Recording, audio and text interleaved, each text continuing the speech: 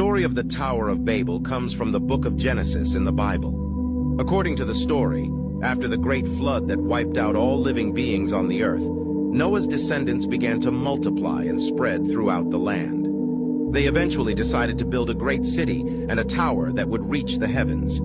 As they worked on the tower, they spoke the same language and were united in their purpose. But God saw their pride and their arrogance in trying to reach the heavens, and he decided to confuse their language so they could no longer understand each other.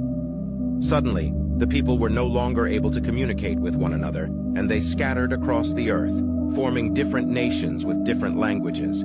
The tower was left unfinished, and the city was named Babel, which means confusion. The story of the Tower of Babel teaches us a valuable lesson about the dangers of pride and arrogance. The people in the story believed they could accomplish anything if they worked together, but they forgot that God is the ultimate authority and that they should not challenge his power. By confusing their language and causing them to disperse, God was showing them that they could not build their own way to heaven. He wanted them to rely on him and trust in his plan, rather than trying to accomplish everything on their own. Today, we can still learn from this story and remember to humble ourselves before God, trusting in his plan for our lives and relying on him to guide us through every challenge and obstacle we may face. This is the end of this episode. Subscribe for more content.